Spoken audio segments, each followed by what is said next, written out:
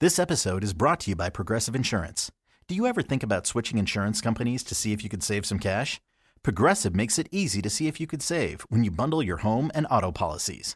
Try it at Progressive.com. Progressive Casualty Insurance Company and Affiliates. Potential savings will vary. Not available in all states. Welcome in. It is another edition of the Saturday Show, 97.5, the KSL Sports Zone. I'm Alex Napoles, and we'd like to give a warm welcome back to our guy, Christian Esparza, who's sitting across from me this morning. Christian, how's it going, man? It's going good. Yeah? I'm happy to be back, man. How's the family?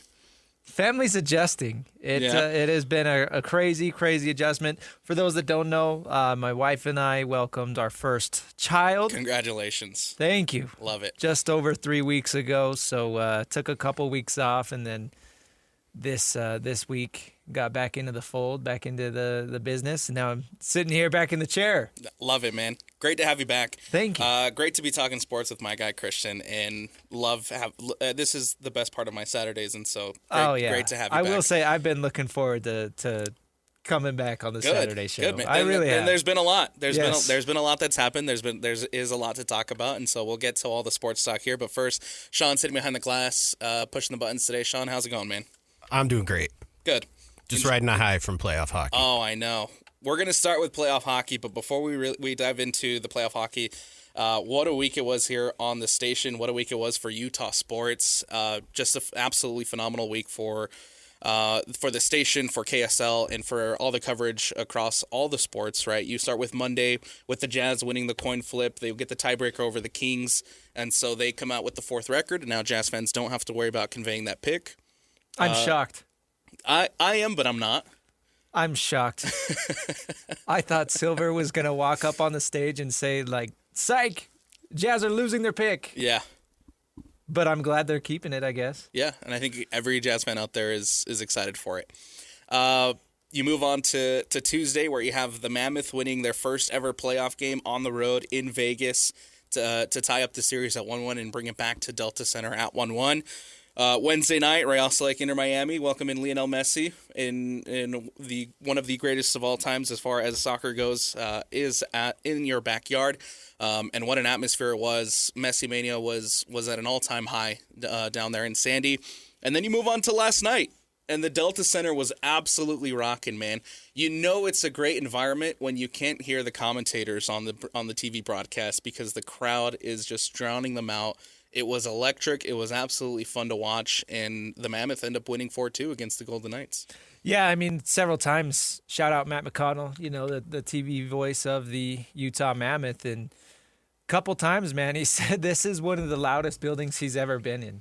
And comparably, like, the Delta Center right now, because the renos aren't done, only holds, just over 16,000 fans, which is, compared to some of the other NHL arenas, not as much. Yeah. So theoretically, this is just the beginning, right? And yeah, of course, with it being the first playoff game ever here in Salt Lake City, there's going to be some excitement. And Utah fans showed up, and not just to the game, but starting at 12, Ryan Smith doing the jersey exchange event. I think that was such an incredible idea. And, not only is it a cool thing to do, but it's a great way to get the brand's name out there, because you see some of these other social media accounts tweeting about it, like Bar Down and these, national hockey-focused social media accounts putting this out there. And, if some Flyers fan is scrolling through Instagram and they see this jersey exchange event, they're like, oh, that's pretty cool, and just getting that out there that the Utah Mammoth are being innovative and finding ways to engage with the community. So shout out to Ryan Smith. It looks like there were close to 1,000 Las Vegas Golden Knights fans that turned in their jerseys for a brand new, fresh Utah Mammoth jersey. And I think that's awesome, man. So that was at 12. Jake and Ben were on the plaza from 2 to 6.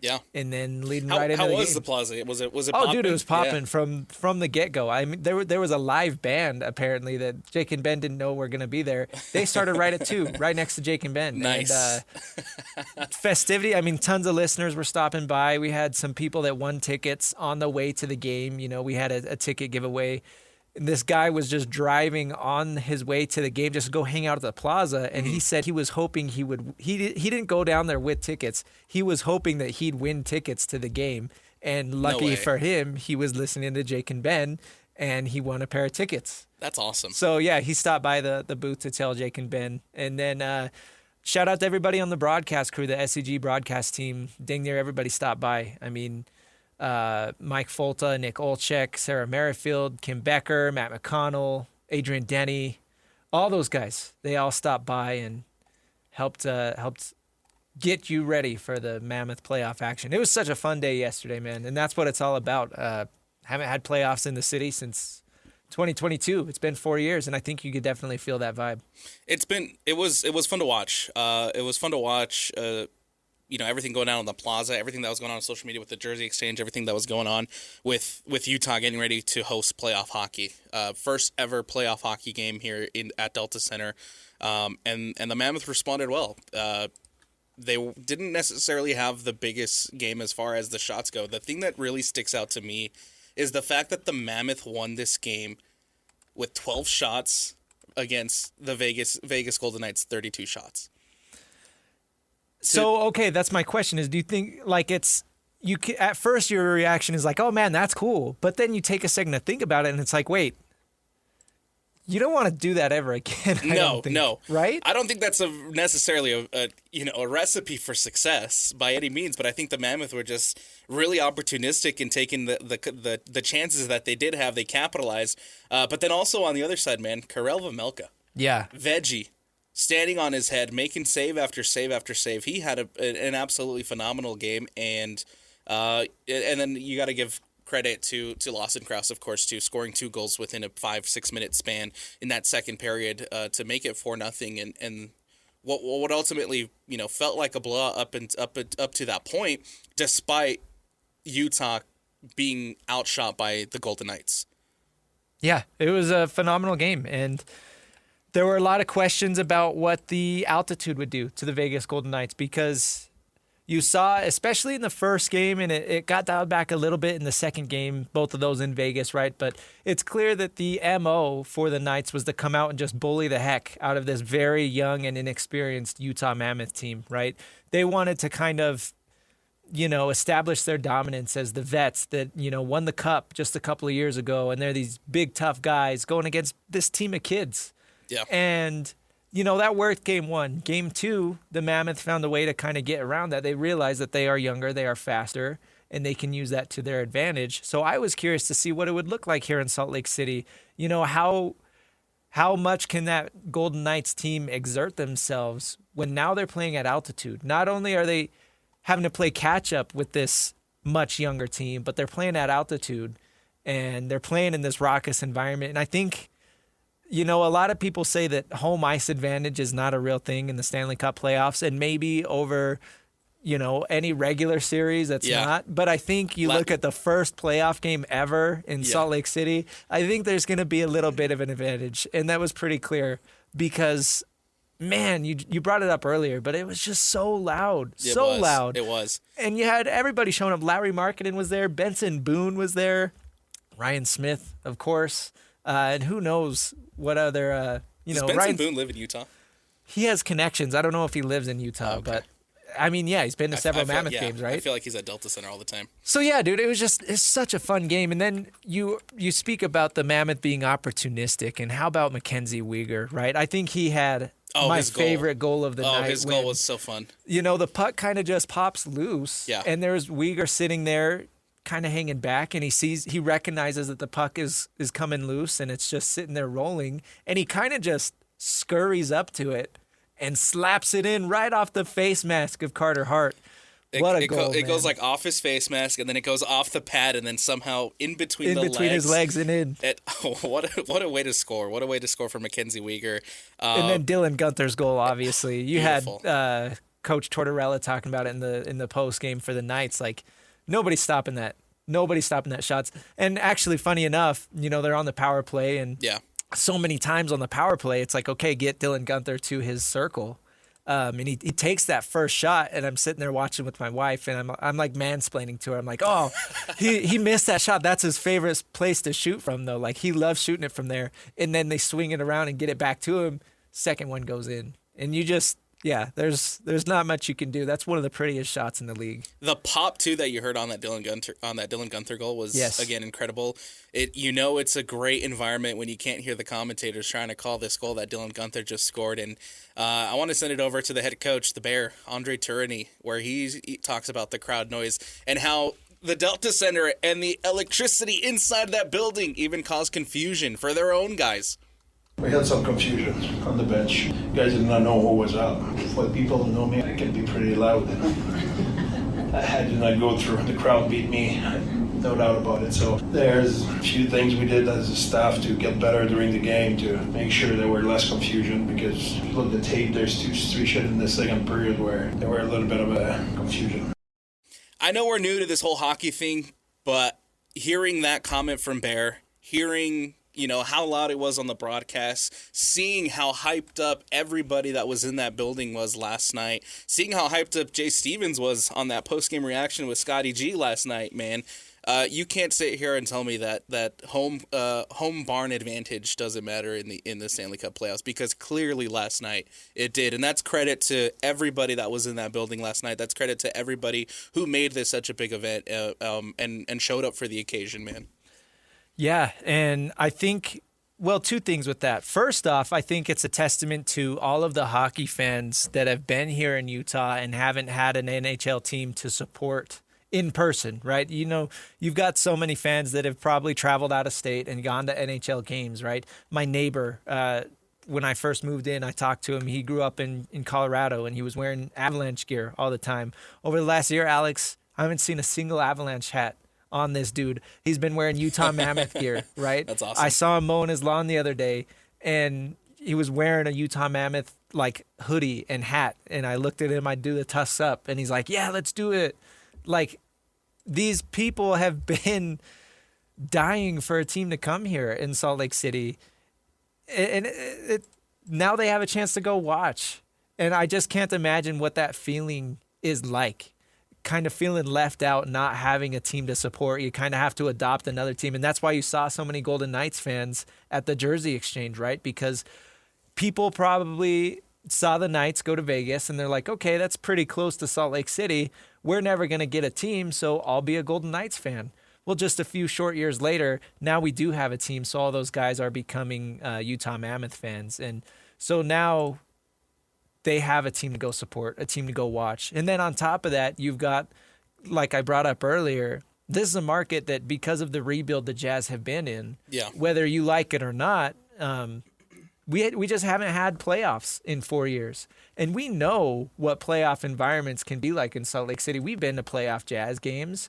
We know the rich history of how fans support the local teams here.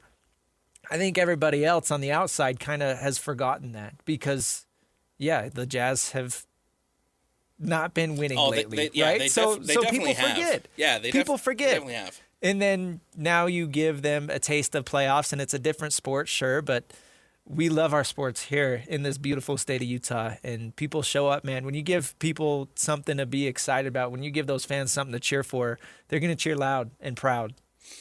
People definitely forget outside of the state of Utah, because I did see a lot of tweets and a lot of reaction online last night from people watching and tuning into the game, and I guess people saying how surprised they were about how quickly Salt Lake and how quickly the state of Utah has caught on to hockey and has embraced hockey. But I think everybody inside the state and inside the market, I don't think it comes as much as a surprise, because, one of the first things Ryan said when he brought this team over 2 years ago was that, hey, Utah shows up. Yeah. And they've taken in hockey, and I think everybody's on board. Well, what's funny, too, about yesterday is it was 2 years to the day where the team flew in from Arizona, and they kind of had the Welcome to Salt Lake City event, and that's when Liam O'Brien stood up on the stage and said, "You can call me Spicy Tuna!" And, the crowd, even from day one, was just going crazy. And I was curious to see how the fans would show up, because Ryan Smith and, Chris Armstrong and all these executives have kind of mentioned that there's not much crossover between Jazz fans and Mammoth fans, right? The people buying Mammoth season tickets are not the same people buying Jazz season tickets, so it's not the same fan base, but we're Utahns all the same. So in that sense, I'm not surprised that they showed up. But, I was a little curious to see, and, like we were expecting. It was loud, it was crazy. It definitely got in Vegas's head, and you played the Coach Tourney clip earlier. I think that's something that they're going to have to live to. They're going to have to learn to live with, right? Something to get used to. Because we're loud, Yeah. Coach. We're loud. Something to get used to for the Mammoth. Going back to that Dylan Gunther goal, you mentioned he was on the power play. It was great to see Utah capitalize on a power play opportunity with Dylan Gunther. But I think even more so importantly, Christian, how about going 4 for 4 on the penalty kill, man? Oh, yeah. That was awesome. And you speak of the pop that you hear on the TV broadcast. Like every time when the Mammoth are on that PK, and you mentioned Veggie having some crazy saves. I mean, really. 29 saves last night. On some of those penalty kills, he had some saves, and it's like, okay, clear the puck. And you see the PK timer counting down, and it's like, okay, 10, 5, 4. And then you hear the power up sound from Mario play, and then the crowd pops, and it's like, that PK was special last night. It was dialed in, man. And there have been times, it showed up in game 1 again, but one of their biggest problems in the regular season was taking penalties at really bad times and not really having discipline. But that's not really what you saw last night. Last night, you're going to take penalties. It's a very physical game. It's hockey. These two teams have been very physical with each other as far as battling back and forth and kind of getting in each other's faces and raising the tensions. You're going to have some penalties there, but I think they did a great job of keeping their head on straight and knowing kind of when to take a penalty and when not to. And then you see the PK playing at a tremendous effort, and you have the players. In my mind, I was thinking active sticks, right? Like anytime that the Vegas Knights were trying to push the puck forward or get it into the middle, you've got guys like Yamamoto, guys like even Nick Schmaltz was doing a great job of just kind of throwing his stick out there and deflecting the puck. And Vegas had some opportunities, and that's when Veggie shines, right? But really, that PK was making it hard for the Golden Knights to do anything. I think they had 2 penalty situations. The Golden Knights did in that third period. And I think both of those times, maybe it's the cynical sports fan in me, but both of those times that they came out, I mean, at that time it's 4-1. You go to the penalty, you have the advantage on the ice, and I'm thinking the Mammoth have to hang on here, because if you just let them score 1, you give them that opportunity to even think about getting themselves back into the game. Things can turn on a head quickly. Yeah. We've seen it happen before for the Mammoth. We've seen them sometimes crumble a little bit as they hold some leads, and so I thought it was phenomenal for not only to get those penalty kills, but to be able to hold on in that third period, despite the Golden Knights scoring 1. I think there was maybe 3 minutes left in the period. Yeah. Nick Dowd gets another one. It ends up 4-2 though, and the Mammoth end up walking away, and now they hold a 2-1 lead in this series with a Game 4 at Delta Center coming up on Monday. When that second goal went in, that's when you kind of lean forward and it's like, okay, what are you going to do, right? Because we've seen this team blow leads before late. That San Jose Sharks loss is going to live in infamy forever. The Hurricanes game as well, yes, this season. Yeah. This team has blown leads late in games. So, yeah, when Vegas kind of responded and finally got their second goal, they're only down 2 with 3 minutes left, and it's like, okay, are the Mammoth going to bend a little here? Are they going to break, or are they going to hold strong? And they did hold strong. I also do, just looking at the box score here, Kevin Stenlund, tremendous job on the face-off last night. He went 18 face-offs, and he won 13 of them. Hey, there you 72% face-off win percentage. And that's what you need when you've got those opportunities, to fight for the puck and give your team possession. I mean, that's why a guy like Stenny gets brought in, right? Bear has mentioned he is like their face-off specialist, and then he does some special teams work as well. But I just think that's an interesting part of hockey, having these guys that have a role and they do it so well, and that's going to give them a roster spot every single year. Again, the Mammoth will take a 2-1 lead into Game 4 on Monday, and I think Christian is up to this point now. Obviously, the next game is the most important game, but this is even more taken to even a more level, because if you can go into Delta Center and walk out with a win, you'll lead the series heading 3-1 down to a Game 5 in Vegas, and that's huge. Whereas if you fall at home against the Golden Knights, you go back to Vegas at 2-2, and you're basically starting from scratch, and you'll be on the road in Vegas to do it again. Similar to the Mammoth winning on, what was that, Tuesday, right? Tying up the series. Yeah. And that was so big to tie it up before you come back home, because you don't feel like your back is up against the wall. You feel like you can get out there and play with this environment and have fun and just be loose, right? Versus if you're down 2-0, you're kind of uptight and, you're not playing free. So on the flip side, if the Knights win on Monday, that gives them all the momentum going back to Las Vegas. Yeah. And you mentioned their experience, and they've done it before. And, they have some of the best players in the world in like guys like Eichel and Mitch Marner, and their coach Torts has all this experience. He's won a cup, right? And that's when that starts to shine late in a series when it's tied up 2-2 or whatever. So great point, Alex. Obviously you want to win, but you got to realize how important and pivotal Monday's game specifically I think is. everybody here in the state of Utah would feel 1,000 times better heading back down to Las Vegas with a 3-1 lead than to have it back to square one at 2, tied up at 2-2. Essentially, you start from square one. Yeah, and there's nothing, obviously a tied series is much better than being down, like, duh. But, I mean, man, that one game swing feels like such a massive difference. Oh, yeah. Because it is all the difference in the world.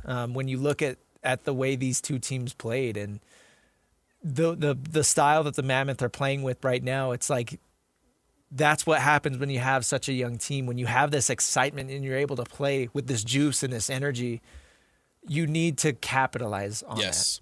So this is a call to all the Utah Mammoth fans, man. Show up again on Monday. Same type of environment, same type of intensity, same type of excitement. So then the Mammoth can head to Vegas with a 3-1 lead, and you can feel a lot better heading down to Vegas, trying to close out the series in a Game 5 scenario, rather than heading back at 2-2. And you're back a little bit up against the wall. It might be tied, but you're heading back on the road, and so you'll feel better heading there 3-1. Taking a look at some other stuff happening across the Stanley Cup playoffs. You do have the Canadiens and the Lightnings, who ended up going to overtime. Canadiens win that one 3-2 as the Canadiens lead the series at 2-1. The Ducks taking a win against the Oilers 7-4. It was 3-3 tied up in the third period, and then the Ducks kind of took over, ended up winning that one 7-4. Anaheim leads the series 2-1.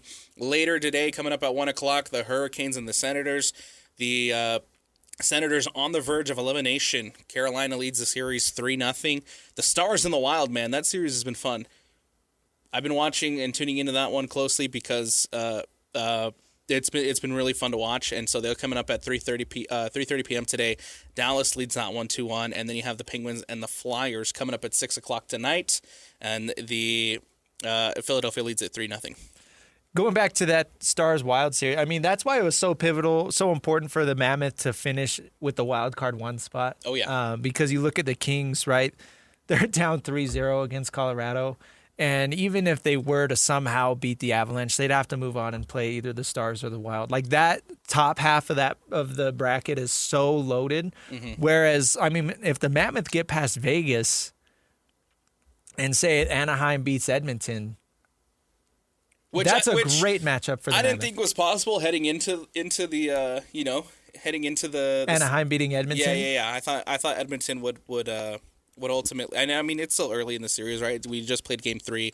Game 4 is coming up later on Monday. But right now, Anaheim leads it. And if Anaheim is able to knock off the Oilers, I think a Ducks Mammoth matchup in the next round would be fantastic. But also, too, can't get too far ahead of yourself. Yeah. Mammoth got to take care of business. This side of the bracket is much more favorable than that top half of the bracket, because it is absolutely brutal. But you're right. I mean, unfortunately for the Stars or the Wild, one of those teams is going to have to go home. And those are two very, very good playoff teams that, if they were in the position of, the Ottawa Senators, like, that'd be a much closer series, I think. Yeah.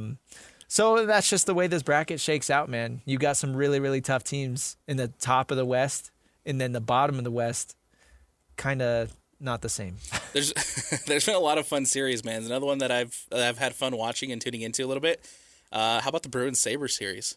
Yeah, Sean. Sean, how are the Bruins doing? Come on, guys. Why you got to do this to me on air? No, you know what, though? I honestly have been fun watching that series. No, it's great. It's been fun. Go ahead.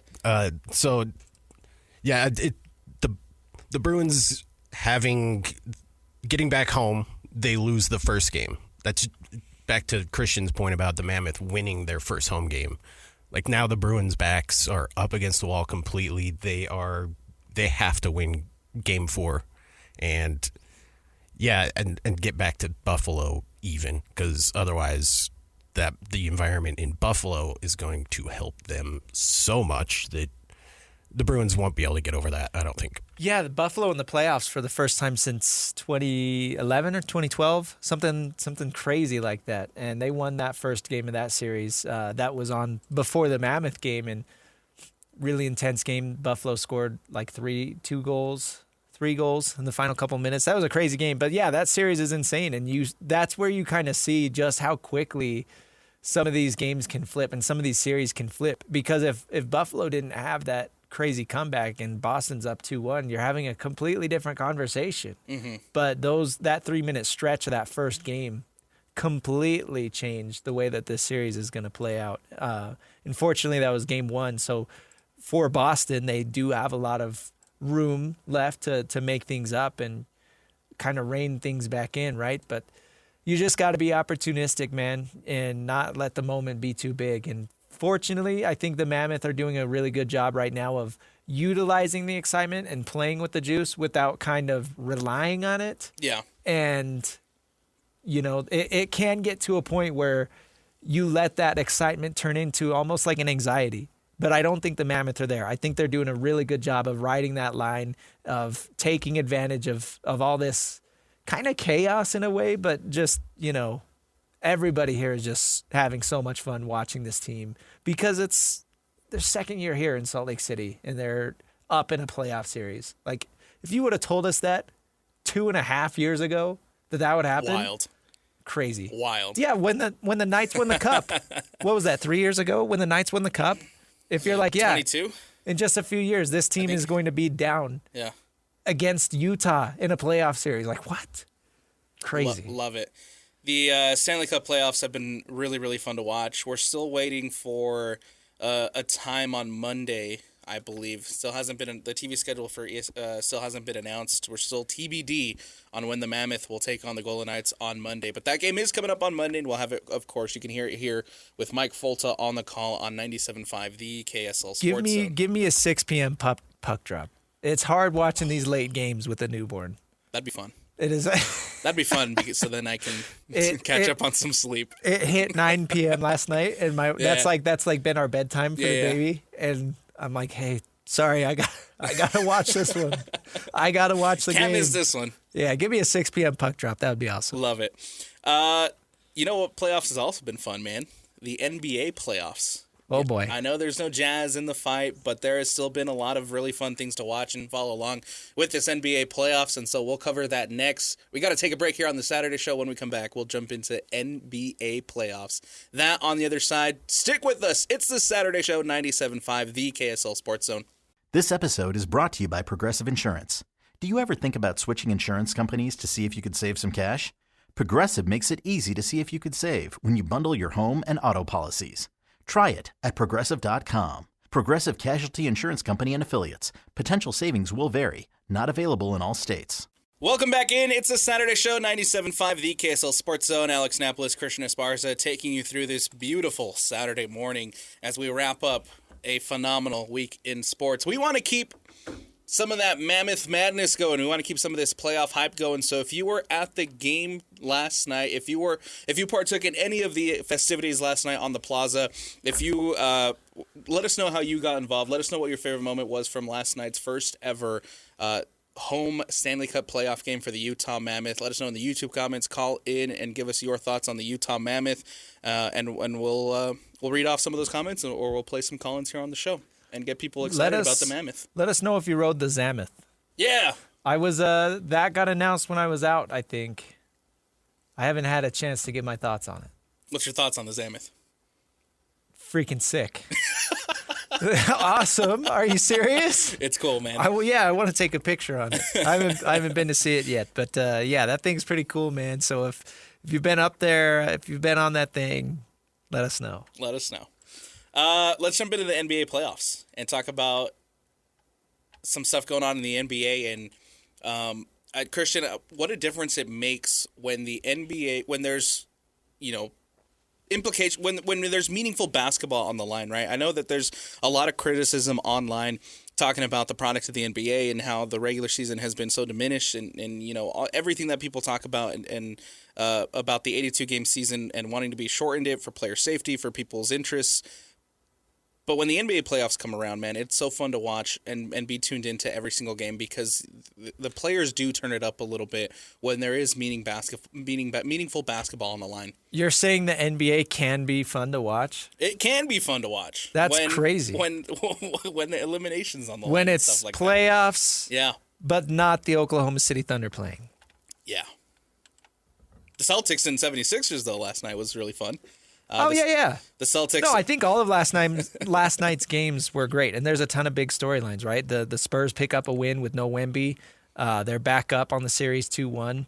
But yeah, the Celtics fighting back. They're up 2-1.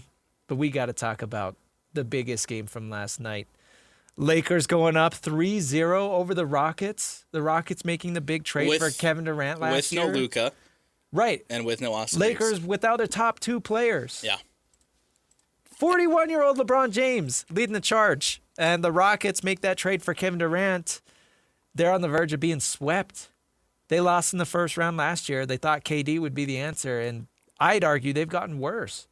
Remember all that drama with his burner accounts that got leaked? I kid you not, Alex. I think that was the turning point of the season for the Houston Rockets. I think from then, and I think we might have even said on the Saturday show, that was the nail in the coffin for them this season. You could look at that, and I don't know what the record has been since then, but it's pretty clear that locker room is fractured, and we know why. And it's also interesting, KD's only played one game. And KD's been out now. KD's only played one game in the series. Come on. Played game 2 on Tuesday. Or excuse me, no, that was game 1 on Tuesday. No, he played game 2. Game 2, sorry. He missed game 1 and 3. And then had 23 points in that one. Didn't play last night. But LeBron, of course, leading the charge for the Los Angeles Lakers. And Bronny leading the charge for the Los Angeles Lakers. Listen, I sent you guys this clip, like tongue-in-cheek, but it also is actually pretty cool. All right, so we've got this highlight. I want to play it. LeBron throwing an alley-oop to Bronny in the playoffs. Point advantage. Shepard dribbling through traffic. Takes it all the way. Missed it with the left hand. LA on the move. Up top. Bronny James from his dead.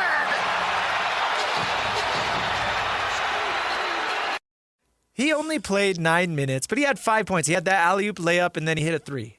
So he made both of his shot attempts, 5 points, only 9 minutes to play. But what more do you want from your bench play? He's a second-round pick, playing 9 minutes in a playoff game, scoring on both of his opportunities. That's all you can ask for from a late second-round pick. Come on. And if you zoom out and take away the LeBron bias, like, it's pretty cool that you've got a 41-year-old dad throwing an alley-oop to his son in the playoff game. And I know Bronny didn't flush it down with a two-handed jam, right? It was a little kind of reverse layup little thing, but that's pretty special, man. And look, I'm not a LeBron fan, and I'm not a Lakers fan, definitely. But what the Lakers are doing in this series, they're going to get bounced by the Thunder next round. We know that. But what they're doing in this series with no Luka, no Austin Reeves, I mean... I don't think anybody expected it. No. And it looks like Bron still has something left in the tank. Yeah. I did like the post game reaction from from this game as we were hanging out watching the final moments of the Mammoth. I was scrolling through the interwebs and seeing people react to the Lakers taking down the Houston Rockets, because there was a play that came right before the game ended, right where LeBron sneaks in from behind a player, pokes out the ball, and then the Lakers get possession. They play a ball out to LeBron. LeBron hits a massive shot to tie things up. It ends up going to overtime. The Lakers end up winning that one. It seemed like the Rockets were going to they just had to hold on to the ball, man. Yeah. And they were going to see it out, and they were going to pull one game back in the series. It could have been 2-1. Instead, the Lakers... They were up 6 with 30 seconds left. That should be a win. Able to make it 3-0. And I did love the reaction where online. There was a tweet that I saw, and I wish I could remember who put this out there to give them the appropriate credit, but there was a tweet out there that said, the Lakers won this game by 4, Bronny scores 5, and so that means that the Lakers won this game because LeBron James decided to conceive a child. Heck yeah. That's what it's all about, man. Love it. Here's this stat. NBA teams were 1,713-1 when leading by 6 or more in the last 30 seconds of regulation in the playoffs. And that's across the last 29 years. They're now 1,713-2. The Rockets are the second team in 29 years to blow a 6-point lead in the final 30 seconds of regulation. Wow. The only other team to do that was the 2024 Knicks. But yeah, Sean, do you have that highlight of that LeBron? Let's play that because I think that was a very special play. There is Şengün. They will go to the backcourt, and Shepard. James is there to greet him. Second body, Hachimura, and he turns it over. Get it ahead for James. Slaps it over to Kennard. Lakers are down by 3 for the tie. It's good. LeBron James is money. 101. The Lakers create the turnover, and then they cash in from long range. That was a play to force OT. And look, LeBron has made so many clutch plays in his entire career. I don't want to say that's one of the most clutch plays of his career, especially because they're going up 3-0 in a series, right? It's not like they needed to win that game, but 41 years old, and he's doing that, hitting the ball out, creating a play, and then hitting the clutch 3. And his stat line last night, 29 points, 13 rebounds, 6 assists. He did have 8 turnovers, but he added 3 steals and a block. Like, again, 41 years old with no help. Like, he's playing with DeAndre Ayton, Marcus Smart, Luke Kennard, and Rui Hachimura. Yeah, none of those games pop out at me as a... I think this just speaks to how poor this Rockets team is, man. Who would have thought, man? Crazy. I mean, take it back to a year ago when that Kevin Durant trade gets announced, and everybody's super incredibly high on the Rockets. Oh, everybody was picking the Rockets to win the freaking finals. Incredibly high on the Rockets, and how quickly the tables have turned for them. How quickly things have kind of gone in the other direction for the Rockets. Now on the brink of elimination. Will KD play Game 4? Can KD and the Rockets make some magic in Game 4 to keep the series alive, or will LeBron continue to be LeBron and carry this Lakers team without Luka, without Reeves, into the next round? How much longer is Luka out? That's a good question. Probably a couple weeks. Out indefinitely as of yesterday. Still no timeline. So, yeah, Luka's not going to be back this series. If they get to round 2 against the Thunder, maybe Luka will return, but even then, I don't think it's going to matter. Some fun games tonight, though, dude. I've really been loving this Nuggets-Timberwolves series. Oh, it's been so fun. And there was a stat the other night. I guess over the last 4 years, these two teams have played more than any other two team in the NBA, just because it seems like they always match up in the playoffs. And this is a series we've seen several times. Of course, you remember the Anthony Edwards clip of when they were down in the series and they were leaving Denver, but Anthony Edwards told the Denver custodian, "I'll see you, blank, blank." Yeah. For Game 7. And then they went back and won Game 7. Yep. This is a crazy series. I'm loving it. And Rudy dominating Jokic. Absolutely. That blowout on, was it Thursday night?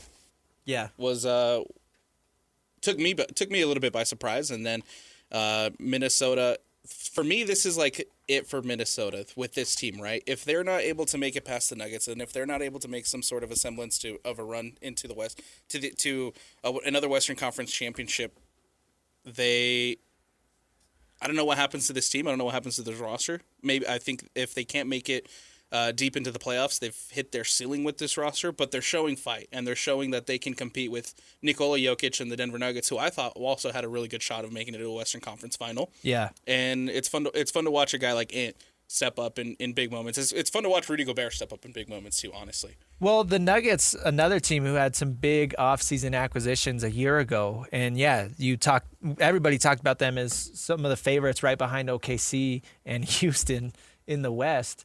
The Timberwolves are this weird team where they're kind of like, they're pretty good. They finished as a 6th seed, right? So they're pretty good in the regular season, but they get to playoffs, and that's when Anthony Edwards really turns it on and becomes a superstar and reminds everybody that he is probably a top 5 talent in the league. And it just feels like he's right there on the verge. One of these years, man, he's going to pop. It felt like Giannis with the Bucks a few years ago. Like, they kept getting close, and you knew it was just going to happen at one point, that he'd get over the hump and get his ring that he deserves. I think that's coming with Anthony Edwards. I really get that same vibe of he's right there on the verge, and one of these years it's going to happen. And the way he just flips it in the playoffs, really one of the best playoffs players in the NBA right now.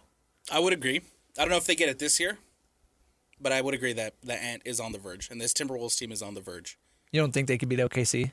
Not this season. Didn't they go 7 games last year? Whether it's OKC, whether it's the Spurs, right, with a healthy Wemby, I don't know if they get that done. And that is, of course, the other big topic of the playoffs. Wemby missed last night with the concussion, but the Spurs win over the Trailblazers. Yeah, get a good win there. 2-1. 11 a.m. this morning, the Pistons take on the Magic. That series tied up at 1-1 in the Eastern Conference. Coming up at 1:30, the Thunder taking on the Suns. Thunder lead at 2-0 in that series. The Knicks and the Hawks coming up at 4.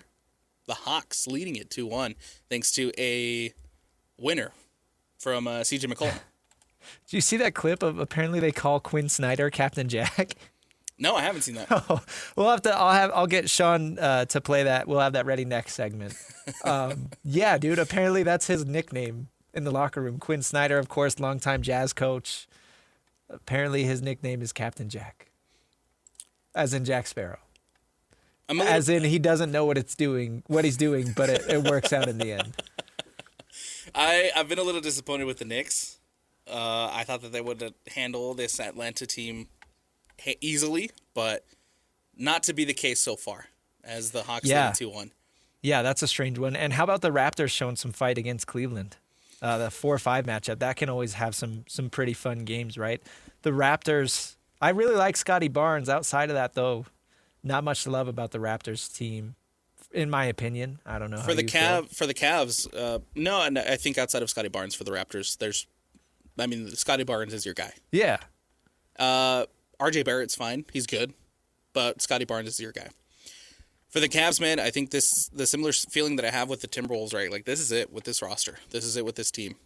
And if they can't get over the Raptors, what a disappointment that would be to the Cavaliers. What a disappointment that would be for Mitchell, for Harden, right? They make that big trade for Harden at the deadline to hopefully potentially make it over the hump, make it into an Eastern Conference final, and they've also been a little bit disappointing to start off the series. But Game 4 coming up tomorrow for the Cavs and the Raptors, as Cleveland does leave the series 2-1. Well, let me put my tinfoil hat on for just a second. I think LeBron doing what he's doing right now for the Lakers is kind of ruining the Cavaliers' plans a little bit. I think when the Cavaliers traded for James Harden at the deadline, the ultimate plan was to bring LeBron back over the summer. I still don't think LeBron's going to return to LA. That's Luka's team. He's ready to take that over. I still think LeBron is going to Cleveland next year. But I do wonder if LeBron becoming Superman in this round 1 series is maybe going to change that a little bit. But I'm very confident that LeBron is going to go to Cleveland over the summer. I think that's where he's going to – I shouldn't say over the summer, but I think that's where he's going to finish his career. Yeah. At some point he's got to finish it, right? Yeah. He's 41. Can't keep going forever. The infamous tweet. Who's going to last more, Grey's Anatomy or LeBron James? I thought Grey's Anatomy ended. No, they're both going still. LeBron. They're both going still. That's I saw that tweet a really long time ago. And ever since, like 10 years ago? Yeah. And they're both still going. They're both still kicking Somehow. it. So it's great to see. We got to take a break. Technical fouls on the other side. We'll break down some of the funnier, sillier storylines of the week in our technical foul segment, as we do every Saturday. Stick with us. It is the Saturday Show, 97.5, the KSL Sports Zone. I'm here on the job site with Dale, who's a framing contractor. Hey, good morning. Dale traded up to Geico Commercial Auto Insurance for all his business vehicles. We're here where he needs us most. Yep, they sure are. We make it easy for him to save on all his insurance needs, all in one place, with coverage that fits his business and bottom line. Oh, I shouldn't have looked down. It's all right. We're so far up here. Look at me. Take a deep breath. No, I'm good. So good. Get a commercial auto insurance quote today at geico.com and see how much you could save. It feels good to Geico. That's a technical foul. If you switch the radio to some modern music show, that's a technical foul. If you touch the thermostat, you'll get hit with a bat. 'Cause that's a technical foul. You will feel my wrath. That's a technical foul. Personal foul, 69, offense. He was giving them the business. A technical foul. Welcome back to the Saturday Show, 97.5, the KSL Sports Zone. It is time for Technical Fouls. Here we cover the sillier, funnier, more lighthearted stories in the sports world of the week, and I feel like a pretty good place to start today, Christian, is Mike Vrabel. Dude, this stuff happened while I was off, and I was literally. We talk about this, right? Our brains are wired because of this show. We see something, and I can't wait to talk about that in technical fouls. This is crazy. It is a crazy story. It has turned into a full-blown soap opera-esque of everything that's been coming out of the of the whole Diana Rossini and Mike Vrabel situation. Vrabel announces that he will be missing today's NFL draft, day 3, as he begins to seek counseling for everything that's come out.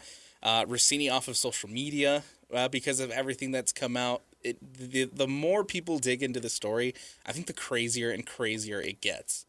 Because this has been going on for a while. Oh, well, and that was the big news that came out this week was allegedly there's photos of them together since 2020. Yes. Right? Yes. And then, people do some digging. They find out that, they've been having some sort of relationship for at least 6 years. She has a son named Mike that is only 4 years old. That's weird. So that's crazy. Choosing to name the kid that. That's really odd. That is insane. As soon as I saw that tweet and saw that his kid had the same name as Mike Vrabel, that didn't sit well with me. And yeah, I mean, the crazy thing about this is the ramifications of what it means, right? For Diana Rossini, she resigned from her job at the Athletic. She has since deleted her Twitter account, millions of followers. I mean, she was one of the most followed NFL insiders, right? That she had such a big platform, and now that's all gone because when you do that, you lose your journalistic integrity. And on the flip side, Mike Vrabel, yes, he's getting laughed at. Yes, he's getting clowned for, going to counseling instead of the draft today. But at the end of the day, he's still the head coach of the New England Patriots. And I think that people are kind of going to, you think of last year with all the Stephon Diggs stuff on the boat with the bag full of a pink substance. Right. Mike Vrabel having to get up there and tell his team to make smart choices and not choices that are going to be distractions. And then now he's doing this. That's the biggest negative for Mike Vrabel is that he's just making a distraction for the team. But at the end of the day, does that affect his ability to do his job? No, I don't. I really don't think so. I saw a clip on social media a little bit ago when all this was beginning to break and when everything was beginning to come to light between Vrabel and Rossini, and it was a somebody who was on a desk somewhere, working, I think it was NBC Boston or something, and they essentially said that you talk about the credibility of Rossini, but what about the credibility of Mike Vrabel? Right? How can you go into a locker room with all this going on and ask your guys to be good examples, right, in the locker room, to avoid these distractions in the locker room when you as the head coach are also now in being exposed the way that you are, right? How can you go into that locker room and talk to your guys about being example human beings when you yourself have not been a human being of holding yourself to a high standard in that way? Yeah, man, it's a crazy situation. And you look at all of the quote unquote scandals, I guess, that the Patriots have had, and it's just a weird friend. Like, what is going on up in Boston? Like, going back to all of the cheating stuff with Bill Belichick and Tom Brady and the recordings and the deflations, and then Robert Kraft and his stuff that he's got going on. And it's like, there's a lot going on up in New England, man. And who would have thought that I don't know. It's a weird deal. So, unfortunately for Rossini, she has lost her job. And Vrabel's going to keep his. I don't think this really affects his ability to coach the team. I guess we'll see there's always going to be a letdown after you make the Super Bowl just because it's so hard to get back. You can expect them to not be back there next year. How much worse do they get? Does this scandal make the New England Patriots take a significant step backward? I don't think it will. I don't think it's going to lead to Mike Vrabel losing his job. I do think it's going to always kind of hang around him and people are always going to joke about it. But at the end of the day, man, that's just unfortunate that's the way it folds out. Like it does not affect him the way that it affects her. And it's just weird how that works. I mean, absolutely agree. We know why it unfolds that way, but yeah, it's a crazy story, and I can't stop consuming all of the information because all of these details just continue to get more and more juicy. And then now the funny wrinkle is that Caleb Lomu gets drafted by the New England Patriots, and we'll talk about the NFL draft next, but that was just a funny little aside of, Mike Vrabel's holding this press conference at 5:30 Mountain Time. The draft starts at 6. 2 hours later, Caleb Lomu's a New England Patriot. I think that was pretty funny. Shout out to all the internet sleuths this week, man, for going in and finding all these, all the tweets from Rossini, finding all this information, that's why she had to delete her Twitter. Yeah, and continuing to scour the internets for all little, I guess, crumbles of clues that Rossini's been leaving behind the last couple of years about what may or may not be an illicit affair with Mike Vrabel. Some of them I think are reaches. Some of them are. Some of them are definite reaches. Some of them then there are some, like naming your kid Mike. Like that's ridiculous. Yes. That is crazy. That one still does. That one still does not sit well with me. That's weird. Yeah, I don't know if it's a Mike Jr. or just like an in honor of. But either way, that's wild, bro. It's so wild. And that poor husband. And then well, now there's rumors coming out about the husband, being the one who hired these investigators in the first place. That got refuted yesterday. Refuted? Yeah, okay. Right. That got refuted. Yeah, I think TMZ came out and said that it was not the husband hiring a private investigator. That was the leading theory. Turns out it was just somebody at the resort in Arizona who recognized Mike Vrabel, and they didn't really recognize Diana Rossini. And so they were shopping these photos around. They sent them to TMZ. TMZ initially declined it. They sent it to the New York Post, and they only wanted 4 figures for this, which you say only 4 figures, and this has been one of the biggest news stories this year. And so I can't imagine how much money it's made the New York Post, but yeah, you should have been asking. I mean, if that person would have realized how big of a story this would be, they would have been asking for a lot more than 4 figures for these photos. So let's stay on the topic of the NFL. We'll talk about the NFL draft. A couple of Utah players making some history for the Utah football program on day 1.